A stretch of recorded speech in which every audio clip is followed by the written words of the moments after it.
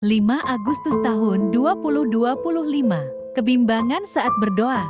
Berbahagialah orang-orang yang memegang peringatan-peringatannya, yang mencari Dia dengan segenap hati. Mazmur pasal 119 ayat 2. Hati yang bimbang saat berdoa seringkali menghalangi doa itu sendiri.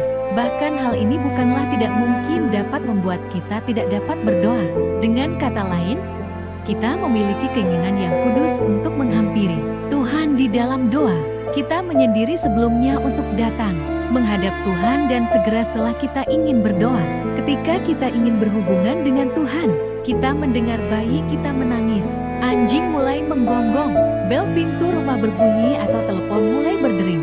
Gangguan saat berdoa terkadang sangatlah sulit untuk memusatkan perhatian saat berdoa. Secara tiba-tiba, pikiran yang lain muncul. Hari ini, mereka akan datang untuk melakukan pemeriksaan terhadap gas dan listrik. Kakak dan nenek akan datang hari ini. Kita masih harus mengupas kentang dan membersihkan sayuran. Kita telah membuat daftar yang biasa kita lakukan. Namun, kita dapat menyebutkan hal lainnya.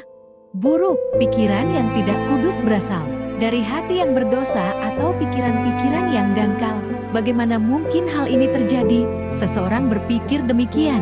Mengapa pikiran-pikiran kita begitu membingungkan? Kebanyakan orang Kristen akan mengatakan, itulah sebagaimana kita adanya. Tidak ada yang dapat dilakukan untuk mengatasinya.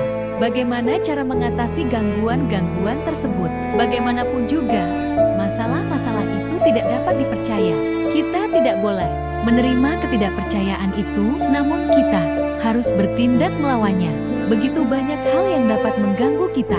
Kita ini terhubung dengan Tuhan, namun pada saat yang sama kita ini juga terhubung dengan dunia. Kita melayani dua tuan dan hidup dari dua sumber yang berbeda.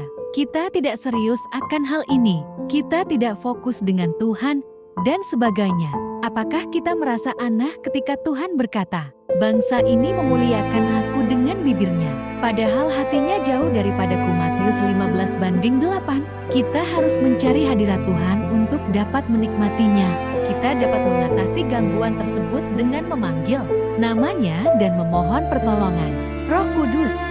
Ia akan dengan senang hati mendengar dan menolong kita.